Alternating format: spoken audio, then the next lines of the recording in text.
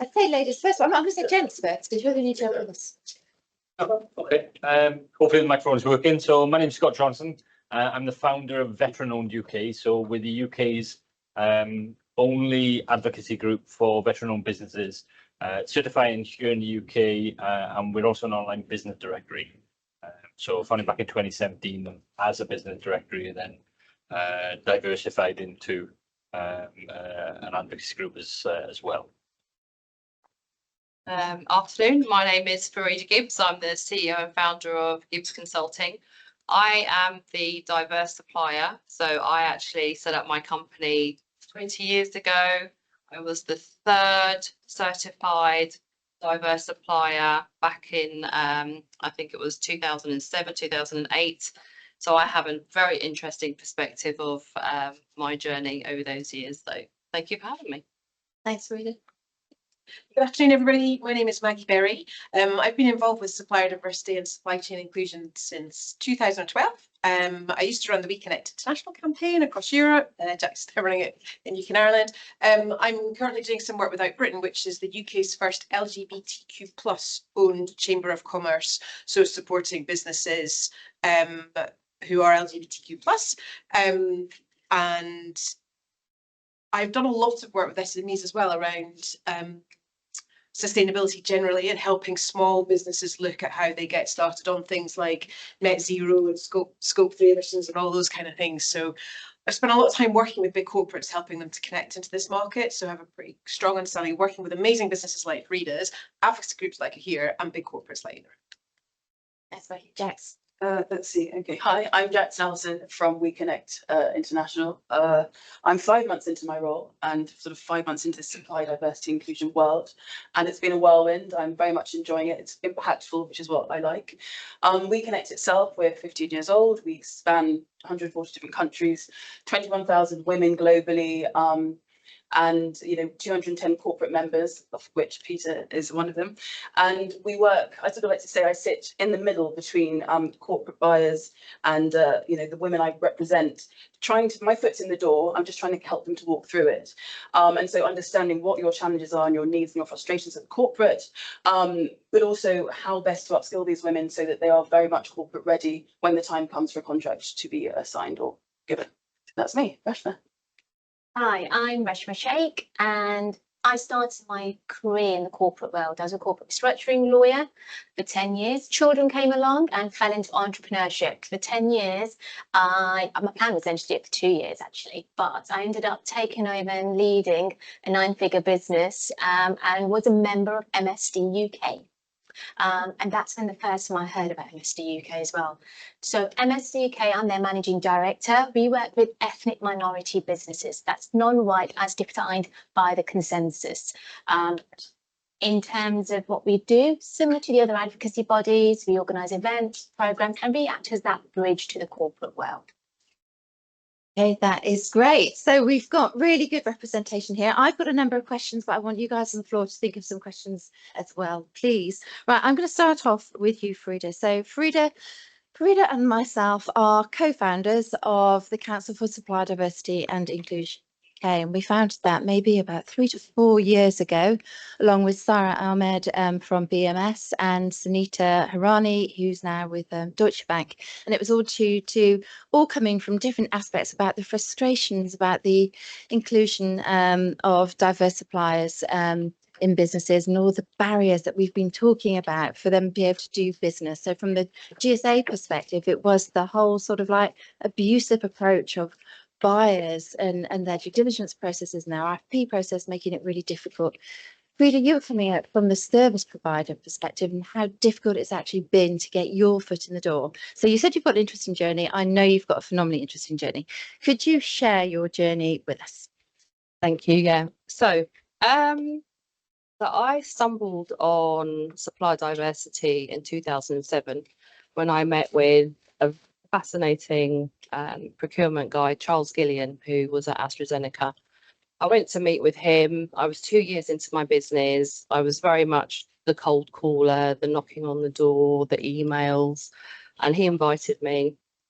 And he said, "You have a fascinating business. Have you ever heard of We Connect or MSD UK?" And I said, no, what is it? Who is it? What do they do? So he explained. And I said, really? So all I need to do is go and sign up, and I would have access to all these corporates that would want to do business with me. He said, yeah, absolutely. So off I went, met with Maggie and the team, got certified, MSD UK got certified. And before I knew it, I was sat in a room with about 12 corporates, all interested in my business, what I was doing, which is IT services. And before I knew it, started to get contracts and thinking, okay, hold on a minute, this is a little bit complex. 90-day payment terms. You know, I'm only turning over like 3 million a year. What's going on? You know, and again, you know, 100-page MSA, wanting me to have 10 million of liability. And I was just like, okay, there's some hurdles to get over here. But I quickly realized that if I wanted to compete with some of the big players, I also had to invest, and I had to scale in a way that would put me on a level playing field with my competitors. So my journey has really been about a little bit about what Reshma says. You know, I was starting to think to myself, my God, you know, is the word diversity or being labelled a diverse supplier a barrier to entry for me? Because the thought process is diverse vendors are small and that they can't scale. And I started to sort of rethink, but then I realized that actually, well, you know, when I go into an IT meeting and I'm meeting the IT business, it was predominantly men, and it was predominantly white men. And I was thinking, where are the females? Where are the ethnic minorities? Where are the people that look like me? And so I pursued that journey, and I felt very strongly about it. And I have spent the last 17 years, you know, still battling, despite being Europe's largest minority woman-owned business, certified, despite hitting 100 million in revenue, still challenged, despite going global and merging with a US firm to scale in terms of investment. Still today, I have those challenges. And I ask myself, why? Why is it that I can deliver the same type of services with exceptional, highly skilled, diverse teams, deliver an output, delight the customer, that I'm still not invited to the table for RFPs? So these are still challenges, and I think to myself, you know, and I remember being on a panel with Gary. Do you remember? We sort of like, we started to ask some very, very interesting questions about, you know, collaboration, working together. The needle has moved a little bit, but I don't feel it's moved enough. And so when we look at the US and we take the definition of supplier diversity, it's embedded in our mindset that it's 51% owned, it's male, this, and this. If I tell you a story, 3 years ago, I think it was, I went to meet an HR director, and it was to deliver a project work. And I took 3 of my best team, one that heads up in data and AI, there was core infrastructure, and then the project manager, 3 white men. So went with my team, did the meeting, thought to myself, okay, I think that this might not be a fit for us in terms of the client. You get a feel, you start to know whether this is going to be a good opportunity for you or not. So I was walking to the lift, and the HR director, she said to me, your team, not very diverse, are they? And I thought, and it really struck me. And I thought, hold on a minute. So I piped up and I said to her, which one do you think is a veteran? Which one do you think is registered as disabled? And which one do you think is gay? And she looked at me and she was like, oh, okay. Because people assume diverse means male or female, black or Asian. And so we've got to change that mindset. So for me, it was a really pivotal moment that diversity is not just about the gender or the colour of our skin.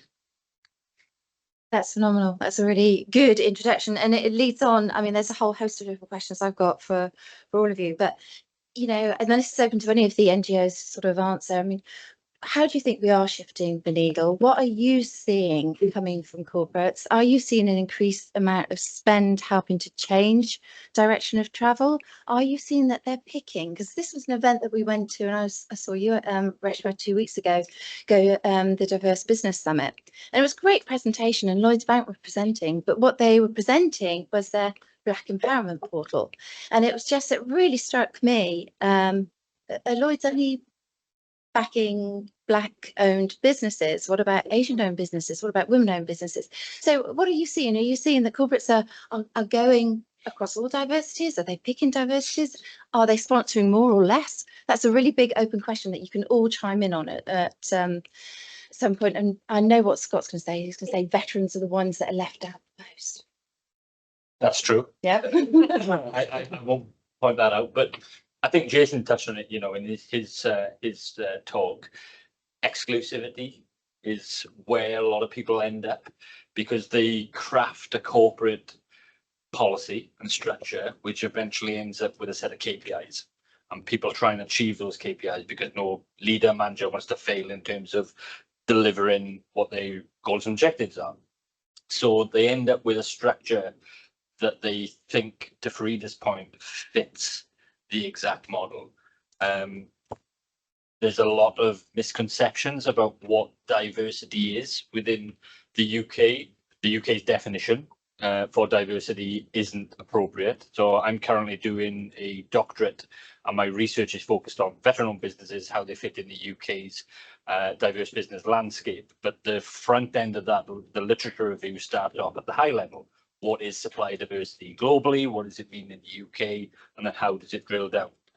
So Peter's talk earlier, I've got a 12,000 word academic paper coming out in the next couple of months that expands over 45 pages from what Peter was talking about earlier, and the complexities of that are based on evidence-based research or academic side of policies, what diversity is, and I've got the timeline that Peter has as well, which is, I was chuckling to myself when he pulled that up. But corporates are still going with, and Jaxx said 210 corporate members, MSD, Reshma, you're probably 120 something. Veteran-owned UK is about 6 corporate members solely for supply diversity. So out Britain is probably 20. So there's still a big disparity between the different NGOs. Now, we all come at it from a different angle, obviously, because we're different advocacy groups. So where you want to be as a corporate will generally, or in different sectors, can align with more of us in one way. And I'll use Out Britain, and Matt and I talk about it regularly. Veteran-owned UK, one of our biggest categories is construction and trades. In the Out Britain report, about 1.7% of LGBT businesses are in the construction industry. So it's a huge difference in terms of that scale. So depending on what you're looking for, you might get a better result with one advocacy group over a different one. So there's a benefit for using multiple there. But equally, it's a numbers game, right? If you want a successful tender for a diverse business, then the more businesses you put in the front end or the wide end of the funnel, the more likelihood you're going to get of getting a successful winner for that RFP down at the thin end of the funnel. I'm just going to say, this is the report that Scott's referencing to, Out Britain recently published, the first of its kind data report really showing the positive economic impact of LGBTQ+ owned businesses in the UK. So I can happily, well, not this copy, but I can happily share, you can find it online, but it's one of the first pieces of data to really show the impact of these businesses. And I think Fiona's right. I mean, traditionally, there was always MSD UK, there was always We Connect. I think I'm glad that you mentioned it. You talked about Social Enterprise UK earlier as well, and the businesses supporting social enterprise. I think one of the key things is to recognise it's not easy. we're not saying this is easy. And I mean, I'm looking to Peter because he's just there, and Accenture do work across the board and they've done this for a long time. But it does take time to embed these programs. But I would say across all of the groups, one of the key things is having the visibility and the opportunities so that different businesses can be put forward, and so that your colleagues you're buying can meet other businesses that they're not necessarily going to meet on a day-to-day basis. And I think that still has to be part and parcel always of any kind of successful inclusive sourcing program. And I mean, there has to be a focus on things like development as well, because there's lots of businesses out there who are brilliant, but they're just not quite ready yet to work, say, directly with a big business. And that is why the importance of prime suppliers and your tier 1 suppliers comes into play. Because I know from some of your story, you started out really working successfully with a tier 1. So you were a tier 2, and that actually at certain points of the development of your business, that was a good place to be before becoming a direct supplier. So I think it is looking at a bigger ecosystem than an SME direct contracting directly. The reason why this is important and why we are actually here is because less than 1% of corporate spend goes to minority businesses, and it's a massive missed opportunity. The innovation, the creativity, the competitiveness. So the reason why I say this is not about tokenism, it's about you finding the best vendors out there and best suppliers. But if you're not engaging with those hard to reach communities, you're going to miss out. And so there is a business case for this. There is a reason why lots of these large global corporates are engaging with this. They're trying to find those businesses that make them stand out. And a McKinsey report actually suggested that more than 10% of your bottom line and turnover increases if you have a very good and active supply diversity program. We're doing a lot as an organisation. We are working together because there is also intersectionality between us all. You know, I was a woman of colour. I was a member of Reconnect as an entrepreneur, as well as MSD UK. But then there's, you could be of LGBTQ, but also of good. So we are working very closely together, and all of those different differences, which I call my superpowers, also compounded the challenges I face. So these are where our expertise come in. This is how we support and help organisations, and it hopefully one day you won't need us, because people just don't look at different organisations and say, oh, I say the neurodiversity has really opened up my eyes. I've always had an affinity bias when I come to recruit, and I seem to have lots of women in my organisation. And I think to myself, they're all similar to me, and then realise it's probably because I've got an affinity bias. So I'm conscious of it now. So what I was really going to say is the fact that there are challenges, there are barriers. Diverse businesses are scared to also, they see it themselves that there's no chance, why am I going to waste my time working with corporates? They are missing out on opportunity to scale up as a result, and equally you're missing out on some great businesses. So engage with us. How many people in here are actually buyers or sourcing buyers? How many people are in this room today that actually procure? Yeah, so I think that, like I say, there's challenges all around, and I think big challenges post-COVID, right? We hate that word, but COVID is a reality.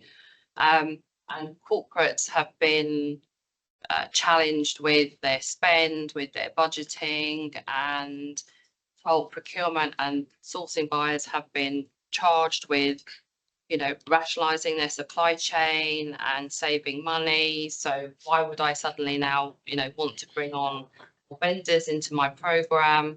And I think here the answer is really, it's not about, bringing a diverse vendor in because they're diverse. It's about creating a level playing field and access to opportunity. And that is what diverse vendors are asking. So for example, to your point, GSK, they have and IBM and Accenture, they have a very strict policy where every RFP, there must be at least one diverse vendor in that tender to create that opportunity. When I was a tier 2 at IBM gave me the opportunity to compete in an RFP, very large scale RFP, and it was a 9-month process from start to finish, but we were awarded tier 1 because of it. So it's just, that's I think what this is why all these NGOs are working so hard to do what they do, is to create access to opportunities, and that's what suppliers want. This isn't about tokenism. It's about giving an opportunity, and if you're good enough, you're going to get the work. And I can assure you, as me as a business owner, if I wasn't good enough, 3 years later, after getting some good feedback, I'd make sure I'd come back and win that contract. That's what people are asking for, just that opportunity, and that's what we do. It's the same as when you think about diverse recruitment, which is workforce diversity. It's very embedded, and it's just pushing that along into the supply chain space and saying, actually, as you buy, that rule of one, and making sure, as I say, making effort and trying to identify different suppliers. But I was just going to say, from my perspective, you know, we work with the corporates. We want to help. Advocacy groups are here to help both sides of the coin, right? We want to help the corporates to understand, and their buyers to understand the business case for it. So I'm happy to go in and educate why there is a need, an absolute need to, you know, add to that triple bottom line by using diverse suppliers. But equally, for the women that I represent, I want to upskill them. We work with CBRE and you know, JP Morgan and brilliant companies who want to essentially equip them with the skills that they need to have in order to be able to grow within businesses. You don't have to start, as you were saying, as a prime supplier. You can start at tier 2 or tier 3. Sometimes it's better. Sometimes it's better. So you get the lay of the land and work your way up. So, you know, maybe it's a 3-year, 4-year, 5-year process. But for a corporate, that's also one hell of a story to tell. You know, that looks brilliant in an impact report, right? So it's also sort of explaining all these values that come with it too. And corporates could play a part in that as well. They can facilitate those conversations between the prime contractors, the tier 1s, to get more tier 2s, to get more tier 3, because it's about bite-sized chunks, right? So for the smaller businesses, and we can talk about, you know, the 5.6 million businesses in the UK, there's only 7,700 that are above 250 employees, so fit into that large category. The rest, 99.8%, are all small, medium enterprises. But just because you're a small, medium enterprise, that's in terms of turnover, the number is 50 million in terms of that. So whilst they might not be able to work with a CBRE, for example, and say, I'll take on this 20 million contract, they can fit into a portion of it and supply a section. But the real win there is where corporates pick diverse vendors that win contracts and they stand out with potential, and how can we support them and help move them through the tiers and eventually become a tier 1. And as Jack said, that's a great story to publicize and to put out as a corporate, because that's about impact. It's not about revenue. It doesn't matter how many, you know, hundreds of thousands, millions, billions, if you're in the $1 billion round table. What's the meaningful impact at the back end you're making to that diverse community, that demographic? And I think I understand that part of the UK Procurement Act that's now due to go live in February is enabling what would have been big contracts in the public sector to be unpicked a bit, so that smaller suppliers do have the chance to be. So CBRE, say, facilities management, is a really brilliant example. Traditionally, it maybe would have gone to CBRE, but maybe actually what they're going to try and work over the next years is to unpick it. So actually that bit there could be, and that could be, so that an SME does have a chance. And hopefully they do have a lens that they will include diverse suppliers in it. But the reality is, it's, you know, they're all, whenever I've met amazing business owners, that is their key characteristic. They're amazing business owners. The fact that they're maybe women-owned or ethnic minority-owned, LGBT, it's not their defining characteristic. The characteristic is they're a really brilliant business owner with a really brilliant product or service that they want to take to market. We've got some quick 5 questions for you here. So certification, that's the $1 million question, isn't it? To certify or not to certify, to self-certify, which organisation to certify with? Now, Jaxx, obviously you do both, don't you? Well, yes. Well, we register for free, but certification does come at a cost. It's all incremental based on the revenue that you make. But certified means that you can actually be bought from or work with, or sell to rather, the corporates we work with. So yes, absolutely certified. Yeah. But then it's an issue for outgration, isn't it? Because lots of people don't actually want to declare. So I think within the LGBTQ plus community, there is a whole extra layer around actually being out in business, which is a whole extra conversation in and of itself. Having worked in this space for a long time, this is the advice that I would give to any diverse owned business that I meet. If you do fall into a number of different groups, I'd say be going to those events, making those, go to them, find out the group that works best for you, that has the most affinity for you. So it could be a WeConnect, it could be an MSD UK, it could be both, because so quite a few businesses will be part of both. I also would say to suppliers, if you've got clients who are asking you about certification, just get on and do it.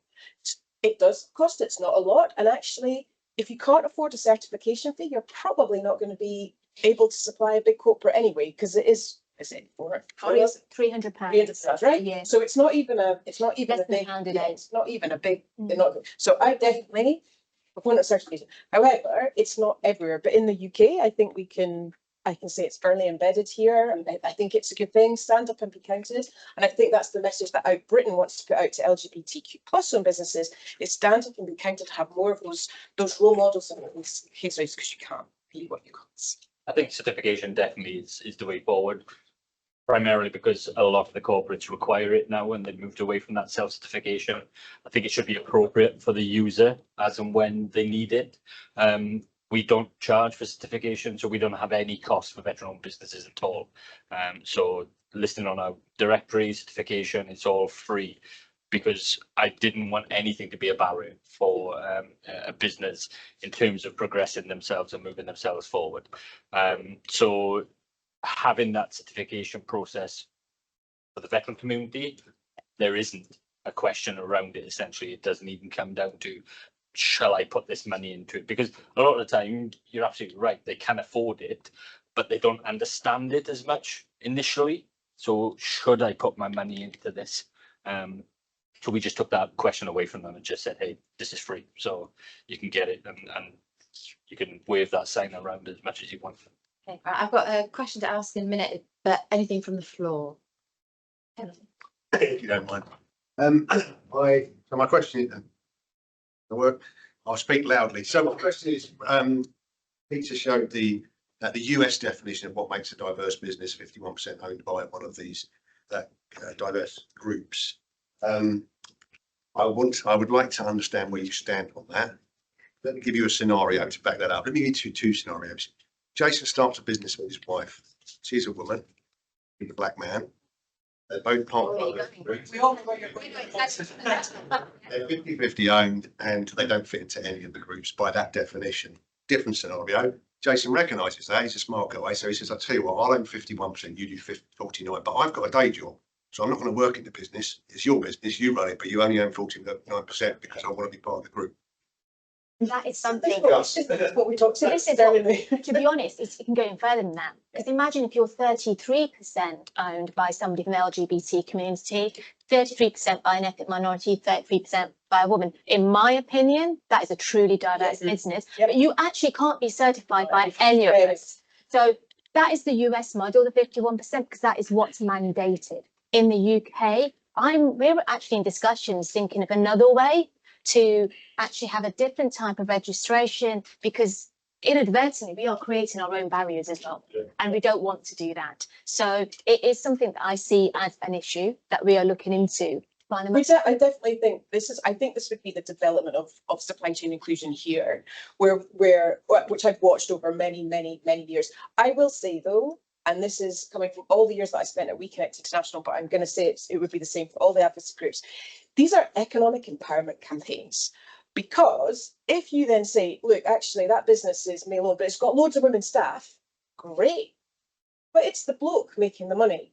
So the reason for that majority ownership, management and control, clear the criteria, I actually am a big proponent of them, because I think it's really important to put money into the hands of these underrepresented communities. And I feel really strongly about that. But I think there's a lot more to cover around the intersectionality, but that's coming. That's why this is a current development. Honestly, Reshma and I spoke about it. I just thought one day or Tuesday this week, we really need to look at how we can look at intersection, because they are 100% diverse, the example that you gave. But that is also the reason for the certification around really looking at businesses. And I've had lots of conversations with businesses. They go, honestly, we're 50-50. It's a husband and a wife. And I'm like, genuinely, if you're genuinely 50-50, don't change it, because that's not in the spirit of supplier diversity. But if the female is genuinely leading it, take the 1%, because why?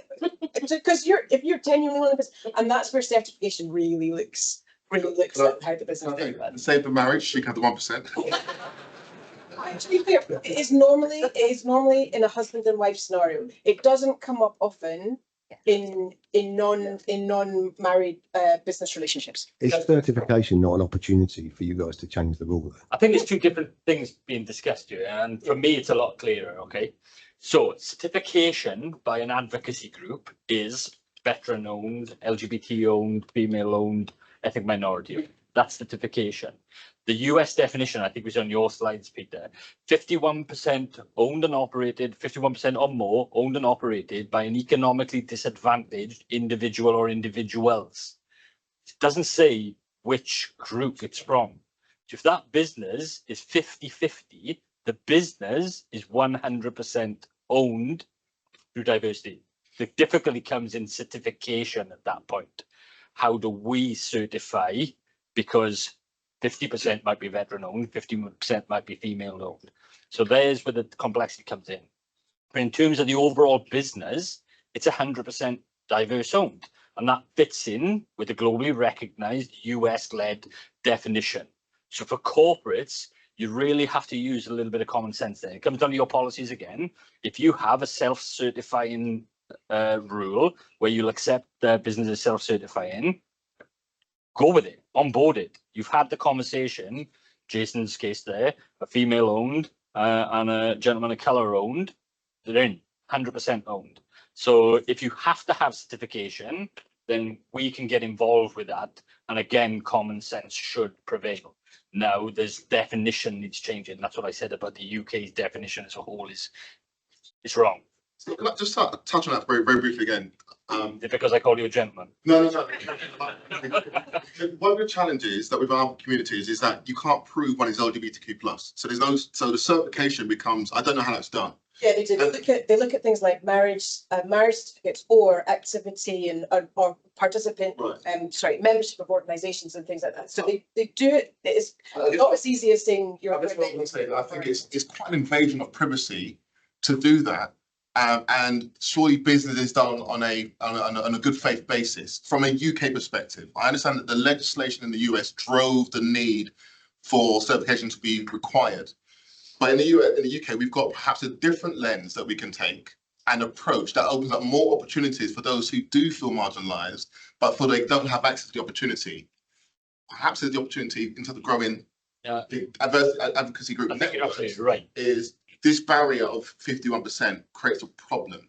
Yeah. Maybe there's a way to appeal to the people in this room are the people that got the power to change it, right? So you're talking there about cultures from countries. So the US culture generally tends to be a little bit more skeptical about things. I don't think we have that skepticism here in the UK, and you'll take someone on face value for it.